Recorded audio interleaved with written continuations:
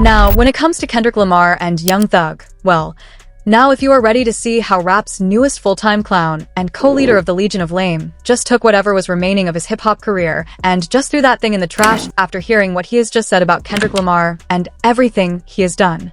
Be sure to leave a like and subscribe because really, as we have now heard the audio, which is not just showing off the performative hypocrisy of all of these Team Drake losers behind the scenes, but even bigger than that, we are seeing the jealousy that these losers have had for Kendrick Lamar all along. And this is something that has been going on for years. Make sure to leave that like, so we can see this party get packed up once and for all, because from Drake to Jeffrey, we have never been closer to that very moment.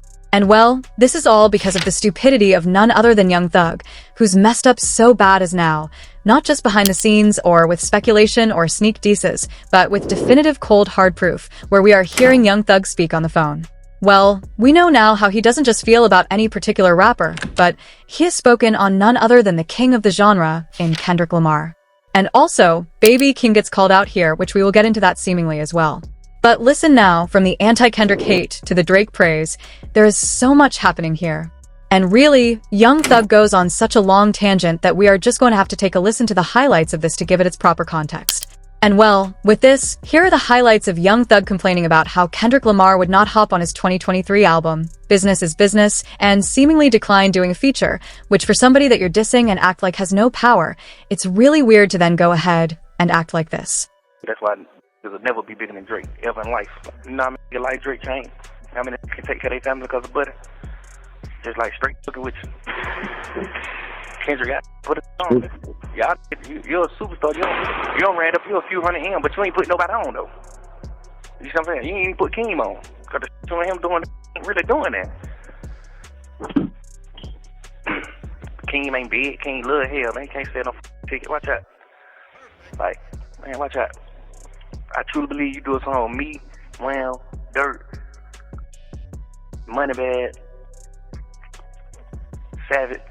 I truly believe we'll have your dope trending, like, they're gonna be like people in the real world, not the rap world. You know what I'm saying? It's gonna be real players and cool lit and players, and you're gonna get like the real streets and the real people. East Coast ain't with you, bro. You really trying to keep all the blessings to yourself. You really trying to keep everything to yourself. You really sit in the studio and work on the album and don't put nobody on the album. Like, God, you probably me, Wham, Dirt, Savvy, you probably calling us like, hey man, I want y'all to my album. And so now with this, well, obviously you heard Young Thug. This was a long, winded rant, which in of itself, and also I didn't even play the full version. That is an indicator of how mad he really was about all this.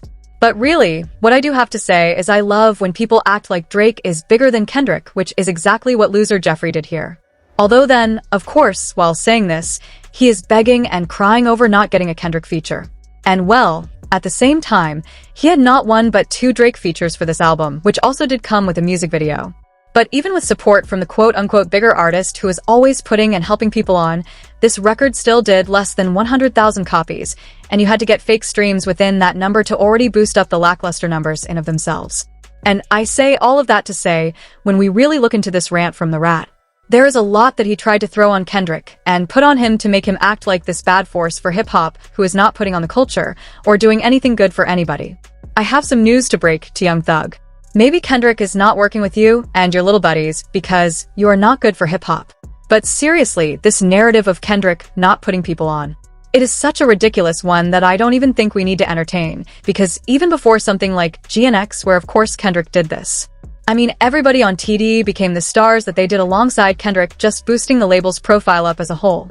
And I mean, I know Young Thug is dissing him here and trying to act like he is a nobody, but if we want to be real, out of all the big-name rappers, second-hand guys of this generation, apprentices, or whatever else you want to call them, well, listen, in the field of the Gonis, JDs, Baby Keem, Donto Evers, and Party Next Doors of the world, Baby Keem is not just shown the highest ceiling in terms of his potential as a star, but listen, if we want to break down catalog worth and record work, we look at all of their albums compared to the Melodic Blue, that record really is one of the most valuable hip-hop projects of the decade.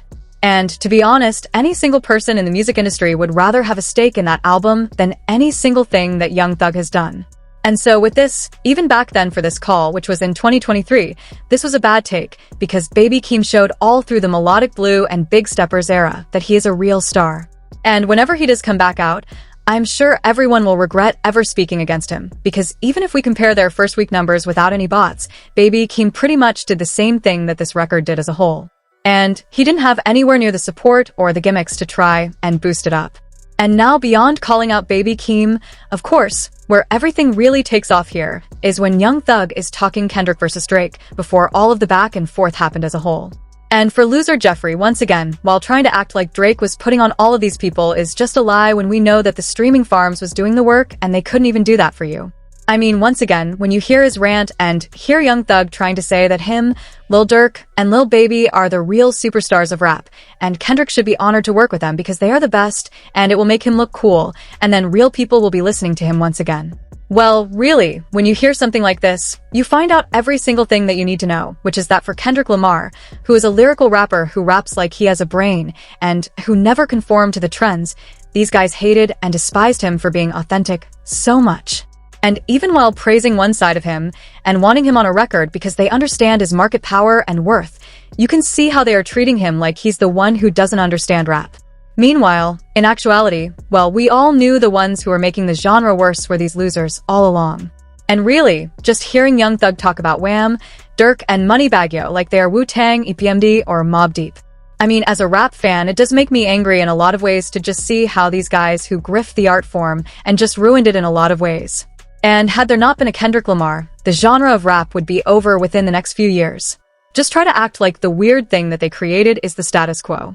And really even for Kendrick and Keem to just call them out for moving with dignity and purpose, and not to just bag chase for the purpose of bag chasing. Well, I mean, when we're at the point where these losers are dissing people for not just doing things aimlessly for clout, attention, and money, this explains why rap was in the place it was, and why Kendrick probably didn't want to work with you in the first place, loser Jeffrey.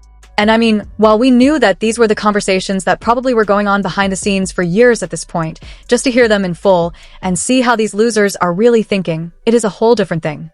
And now what I will say is that with all of this information now being out there, and with us just seeing once and for all that all of these losers were always more like Drake than they ever were like Kendrick Lamar, which for everybody trying to switch up now, this is an important reminder, especially for all those lame old loser cupcake-loving lobber stands. Well, really now, even with this way of thinking and with the industry against Kendrick Lamar, which with conversations like this is what Kendrick was telling us about in his diss tracks all along. Well, I have to say, even with an entire wave of grifters who wanted to control something and ruin its value against him, Kendrick still won rap back over to the way it needed to be and put it in an entire new era, doing the very things that scare these losers so bad. And to be honest, I do think with this moment right here, we're going to get a Kendrick Lamar response to all of this soon, whether that be a song or something else. Because with all of this being exposed in the rap game, well, these are the very things that don't just make Kendrick speak and make more great moments, which are both amazing musically but have so much value. Because again, this guy actually raps like a brain, which I know is scary for these guys, but it's what this genre was built off. But even in the greater sense, this is exactly what Kendrick told us what happened about a year ago with that party track and has seemingly been waiting for all of this to go down. And as everything just continues to get more messy, and really these vultures just rip itself apart, which once again is another thing that Kendrick also said on 616 in LA. Well, really, we are just watching how one man is changing an entire industry. And whether they love him or they hate him, these losers haven't figured it out, but they are just helping him however you want to look at it. And so now with all of this said, let me know, what do you think about loser Jeffrey saying all these things about Kendrick Lamar? Do you think they hold any value? And what do you think about him putting Kendrick against Drake? And what all of this could have meant? And if you were Kendrick Lamar, would you have hopped on this album? Now, I can't wait to hear what you have to say about all this. And now, if you made it to this point in the video, you know what to do. Be sure to leave a like and subscribe if you are not already. It really does help me out a ton. And if you have been supporting the channel, thank you so much. It really does mean a lot. Now, if you want to see how right before this, well, then another Young Thug phone call about his album Business is Business, and how it was not performing well really because it didn't get this Kendrick feature, and it got those 2 Drake ones that he was bragging about in this call. Well, he just admitted he is faking streams, and so are all of his loser buddies, and this is about to get bad. Check out the suggested video.